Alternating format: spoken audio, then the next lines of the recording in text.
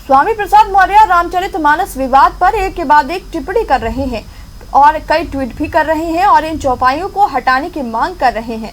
ऐसे में समाजवादी पार्टी के सहयोगी दल अपना दल कमरावादी की नेता और सिराथू से विधायक पल्लवी पटेल ने कहा है कि किसी भी धर्म पर टिप्पणी नहीं करनी चाहिए। अगर जिस धर्म से आप सहमत नहीं हैं तो उसे नहीं मानना चाहिए। मैं बहुत धर्मों को नहीं मानती हूँ और मेरा मानना है कि हर धर्म में कुछ न कुछ ऐसा लिखा गया है जिस पर चर्चा करने से कोई अर्थ नहीं निकलना है।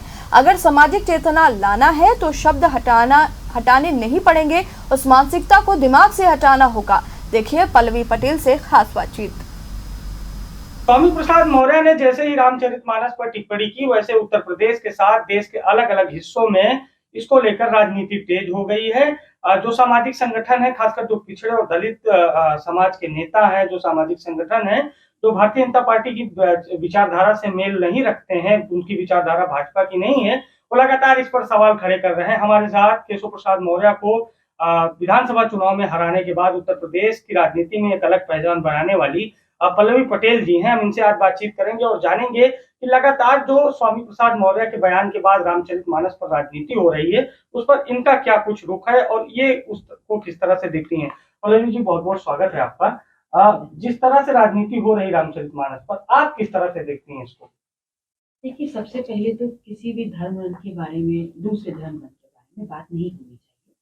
लेकिन क्योंकि आजकल सिर्फ इसी विषय पर बात हो रही है और इसी पे सवाल भी लगातार आ रहे हैं, तो जैसे कि बाइबल में कहा गया है कि धरती चक्र, जैसे कि कुरान में कहा गया है कि बुत परस्ती हराम है, रामचरितमानस में भी कुछ कहा गया है।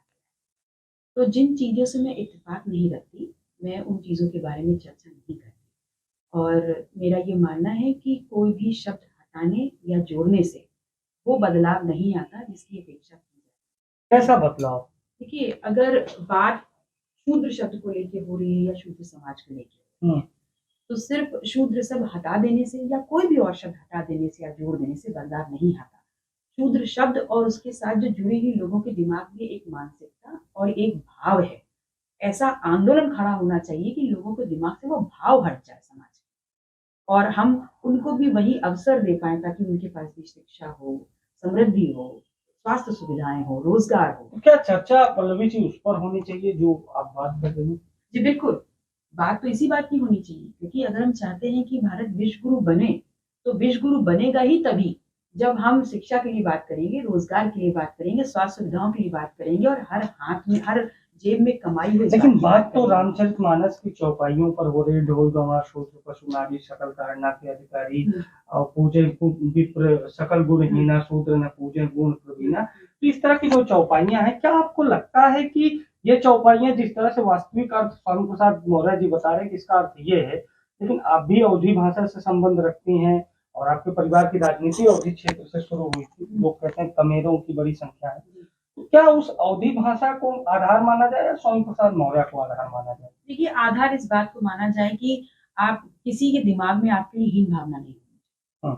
और मैं कभी नहीं कहती कि शब्द को जोड़िए, शब्द को हटाए, और उस धर्म में या उस धर्म ग्रंथ में या उस पुस्तक में क्या लिखा है, ये मेरी धारणा नहीं है। मेरी जो सोच है, मेरी जो विचारधारा ये है कि शब्दों को घटाने और जोड़ने से कोई फर्क नहीं पड़ेगा। मानसिकता और आत्मा से निकालना वो शब्द, ताकि आपका जिस तरह से इसमें राजनीति हो रही है पल्लवी जी, शब्द को लेकर लोग सड़क पर आ रहे हैं, एक खास शब्द नाम के आगे, मैं उसका उच्चारण नहीं कर सकता हूँ क्योंकि एक खास शब्द लगाया जा रहा है कि पल्लवी पटेल, और उसके आगे वो शब्द लगाया। क्या वो शब्द सही है? क्या इस तरह का जो अभी विद्वेष चल रहा है समाज में, एक ताजा नया मामला शुरू हुआ रामचरितमानस में, सबसे पहले क्या नाम के आगे वो शब्द लगाना उचित है? वर्तमान समाज क्या उसको एक्सेप्ट करता है?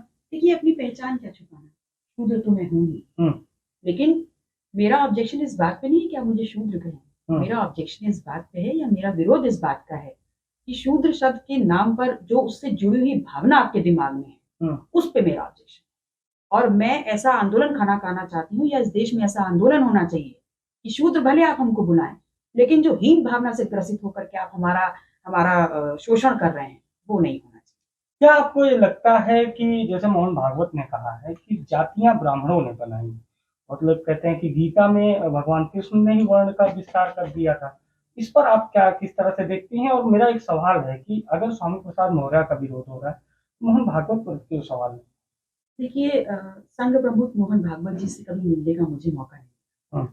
मैंने उनको जितना समझा है, जितना जाना है, लोगों के माध्यम से जाना है। उस नाते में उनका बहुत आदर भाव है उनके लिए मेरे दिमाग में। लेकिन मैं संघ को एक मनोवादी सोच की संस्थान मानती हूँ और स्वाभाविक भी है। और अगर उनके कहे हुए स्टेटमेंट कि जाति भेद ब्राह्मणों की वजह से है, तो अगर वो ऐसा कुछ कह रहे हैं तो संघ प्रमुख मोहन भागवत जी का कद अपने आप ही बहुत बढ़ जाता है।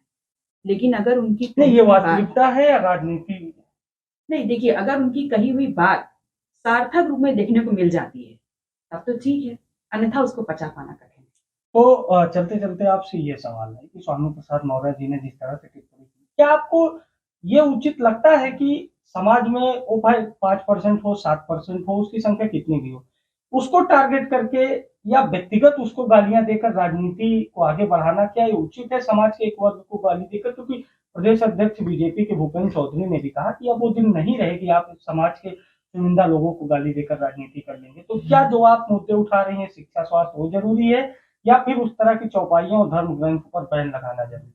देखिए, हमने वही बोला कि शूद्र होने से हमें कोई विरोध नहीं, उसके साथ जो मानसिकता जुड़ी है और जिसकी वजह से हमारे समाज का लगातार शोषण किया जा रहा है, ऑब्जेक्शन उस बात पे, विरोध उस बात पे है।